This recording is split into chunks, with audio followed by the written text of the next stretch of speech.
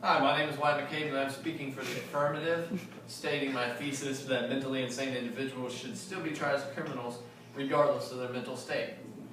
I'd like to start off by stating that there are criminals who happen to exhibit symptoms of a mental disorder, but the mental disorder is not always what makes them commit the crime. They can commit the crime and use the mental disorder as a grudge whenever they were in their complete right mind. You cannot always rule this out, so based on that logic, I believe they should still be in prison, because either way they're still not fit to be in society. I'd like to also state a quote by John De Morales. He's the director of California's State Hospital for the mentally ill, and he said there are criminals who happen to exhibit symptoms of a mental disorder, and there are mentally ill people who happen to have committed crimes. They all end up in the same place. I believe that this is how the justice system should in fact work. Loopholes can't be given to someone who commits a crime and has a mental disorder, just because there will never be a specific spot where the line should be drawn. You never know how far you can go with a mental disorder before they should not be in prison. Many people ask where you should draw the line, but in reality there's no line to be drawn. The justice system could try to differentiate between which mental illnesses may make someone commit a crime or not, but they can never be certain. Secondly, if a mental illness is the reason that a crime is committed, should the perpetrator still be tried as guilty? Senator Sam Barkley says yes. He says, "You've got people who have been determined to be so mentally compromised that they're not guilty by reason of insanity or incompetent to stand trial. This legislation would not apply to those individuals." What he is saying that there are some people who have some sort of slight mental illness, and they are so determined to make this mental illness worse than it actually is, and they can get away with so much. Say they can go out and steal something and claim that they weren't in their right mind, didn't know what they were doing when they exactly were, but they can always get out of it just because they can use their mental illness as a grudge.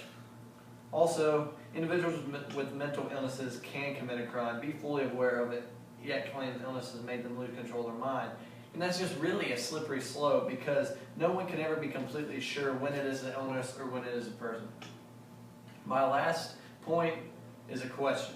After being tried, how should a mentally insane individual be treated? Many people have wondered this question, so I'd like to address it. The Department of Mental Health has an ETU for the mentally insane. The ETU standing for an Enhanced Treatment Unit.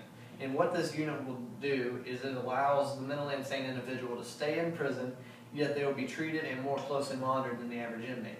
The only problem with this is that in California, only 27 inmates can be in the ETU. For such a unit to work more efficiently, it will have to be expanded and more workers would have to be hired. It's just not something that the government has ever really gotten behind. So for something like this to work, we need government support, but more importantly than that, support by the public, because the public ultimately influences what the government can do. We vote, and vice versa. So we really need to give it our support so we can try to treat these people and get them off the streets. I now stand for questioning. Thank you for your time. Are the mentally ill stable enough to be placed in prisons? Using the ETU unit, I believe yes, because they would be all put together. It would almost be like a mentally insane asylum, yet they're still being imprisoned and punished. And they will be more closely guarded, and they will be treated as such, as mentally insane, by workers who are trained more specially. And there are still some who only have slight illnesses, and they could operate well in a prison no matter what. So it just really relies on what exactly is wrong with the person. What would you do with that 28th prisoner after it's already the ETU unit is already full? That's why I spoke of expanding the unit. Honestly, right now it's almost worthless. The 27 people who get in there, yeah, that's great for them, but what about the 28th or even the 600th? There are so many people who are not getting treated like this, and for something like that to work, you can't just use it for only 27 people. That really makes no sense. You might as well not do it at all. Something like that needs to be expanded, and we need to get government support for something like that. Nice. Would it cause an increase in the cost to run the prisons if they were to open more ETUs? I believe that ultimately, no, if they went about it in the right way. Prison guards, if they were trained more properly, if every prison guard was trained so that they could work in the ETU unit, they wouldn't have to specialize training for different, just like special people. They would all be the same, and then you wouldn't have to differentiate pay, and it would all end up evening itself out. Hello, my name is Charlie Neufeld, and I will be arguing the negative side of mentally ill people being incarcerated. And now, as you were stating, people could try and use this as a safety valve and try and just, like, escape jail time, but to successfully plead insanity, you'd have to say that you were either not morally guilty because you were insane, or you just couldn't understand why it was wrong. And now, in reality, only 0.25% of cases in the U.S. judicial system end in not guilty by reason of insanity, although over half of all in jail and prison have mental illnesses. So, in reality, this is not a current problem that we have. The problem is not the mentally insane getting off easy. The problem we have is the mentally insane being incarcerated and then not having that fix the problem of why they were incarcerated in the first place, which is for committing crimes. And this is due to a lack of proper treatment for the mentally ill. And now, while over 60% of the mentally ill receive mental health treatment since they have been incarcerated, only 2/3 of these inmates who receive counseling or psychotherapeutic medication are actually in facilities that specialize in providing mental health services in confinement. And additionally, even when they do receive medication, the prisons cannot regulate whether the inmates take them or not. And now this lack of proper treatment causes a cycle of incarceration. And while half of the mentally ill inmates reported having 3 or more prior sentences, so the inmates are not learning their lesson when they are put in jail. They need to be treated as patients rather than just being placed in prison.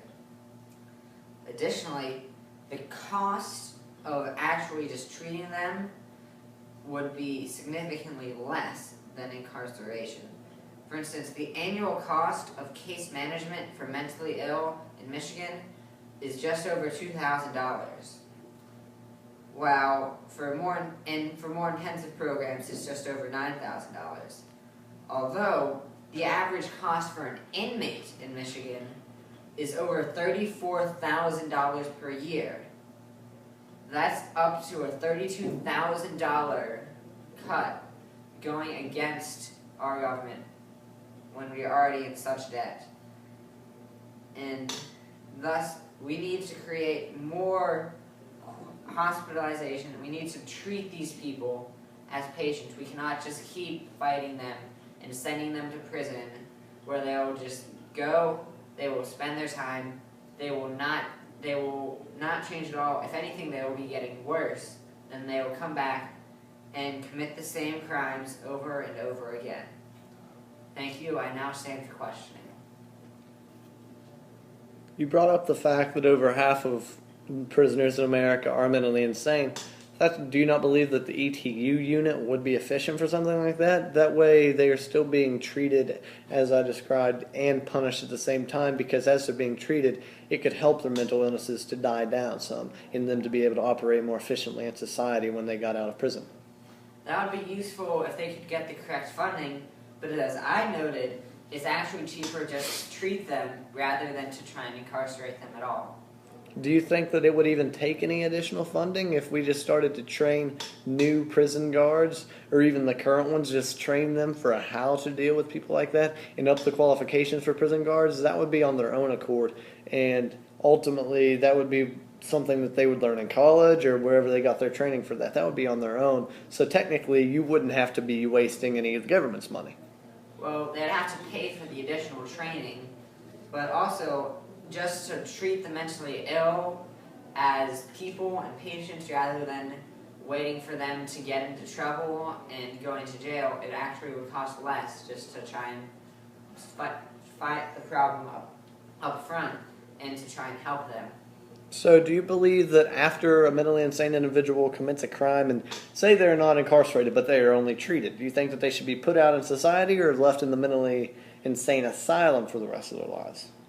Well, they will be treated they need to be treated in an insane asylum to try and help them become better people. And if their illness is so great that they are able to commit murder and not even understand what's wrong with them, then it would probably take a long time for them to understand how to become a normal, productive member of society. So that they will, in essence, be spending their sentence, but rather than being sentenced to jail and living there for 30 years, they might have to go to a mental hospital, and they will be treated for that period of time. Do you believe that if a mentally insane individual commits a crime that would, for a normal person, be punishable by the death penalty, do you think that the mentally insane person should receive the death penalty?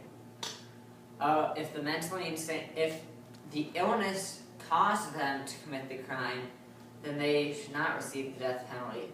But if they were just doing it on their own accord and the mental illness is just something that they're trying to play with afterwards, then yes. How do you rule out whether it was a mental illness or not? Can you really differentiate? Well, there are ways that the courts use, and they have a series of tests. For instance, they have the McNaughton test and the Bronner test, which tests if their illness prevents the comprehension of right and wrong. And also they test if the illness causes them to be unable to appreciate the criminality of the actions or to conform to behavior and to law. And as I noted, very few court cases actually end with the people getting off free. More often than not, they are sentenced to punishment. Okay, thank you for your time. You denied the fact that no matter what the mentally insane person does, no matter what kind of crime they perform, there's a slippery slope because you can never differentiate whether it was the mental illness that caused them to perform the crime or whether that was themselves. That's why they should still be punished. With the act that I described to you, the ETU, the Enhanced Treatment Unit, in where mentally insane individuals would still be punished in prison and treated at the same time, that's exactly what they need. We need to avoid putting mentally insane criminals in mentally insane asylums, because that way they're getting off the hook and they're put back into society. For example, the guy who shot up the Newtown schools, he had Asperger's syndrome, a form of autism, which is very high functioning. However, the autism is not what made him do that. He snapped and blamed it on the autism, but he is still being punished to the highest penalty of the law, which is how it should be. There is no way, whether you say so or not, you can never, although you may think it's the disease causing the person to perform the crime, you can never tell, because it's just a matter of one word against the other, and you can never differentiate the two. So we need to expand the ETU unit as I described, because currently in California there are only 27 inmates who can experience the ETU unit fully. So we need government backing as well as public backing for such a thing, and we need to gain the revenue to train the officials and the prison workers who will be working to, as well as punish these individuals, but as well as treat them. They can do psychological treatment one-on-one in a therapeutic session. They can use medicine, whatever they need. They just need to be treated as well as punished, because people like this cannot become and go back on the street, because you'll never know when they snap again. Thank you. Now, while you've been talking about how these mentally ill people, these patients need to be imprisoned and incriminated and punished, but the problem with that is we need to help them first and allow the punishment to actually be helpful to them.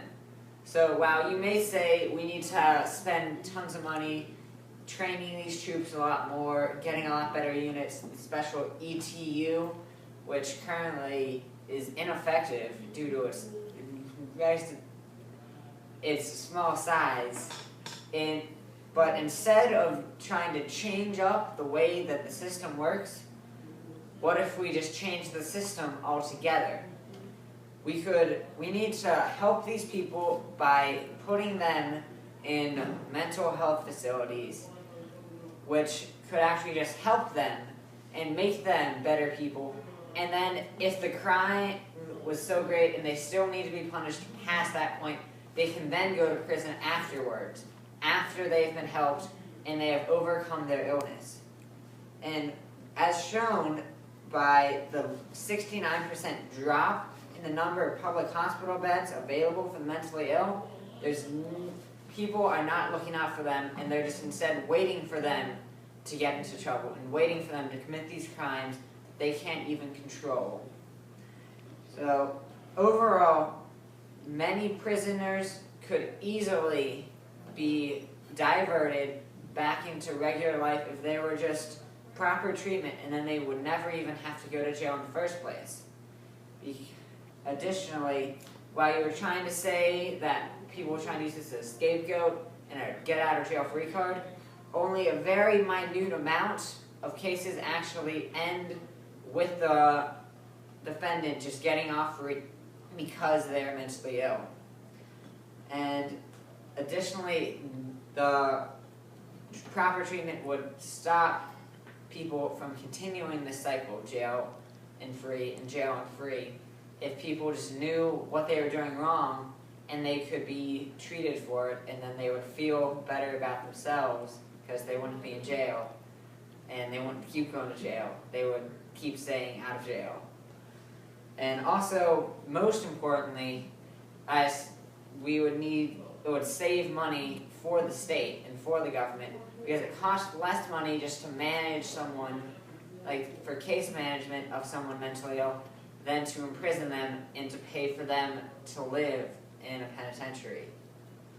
So, thank you for your time. Overall, I just want to conclude my argument. First off, I think that we should expand the ETU unit. You spoke of the ETU unit as an ineffective way to treat mentally insane criminals, but it has only been rendered ineffective because we have not got government or public backing. No one really knows about this. I did not ever know about the ETU unit until I got in and actually researched this topic. It was new to me, and it was kind of bizarre to find out that only 27 inmates in California could be in the ETU unit. There's almost no point in having an ETU unit if not everyone who's mentally insane can be in there.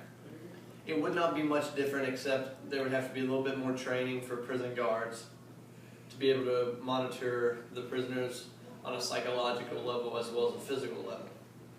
So we'd like to expand that, but also I don't think that you can either exactly rule out if it was a mental illness causing the person to commit a crime or not. It's just a really slippery slope.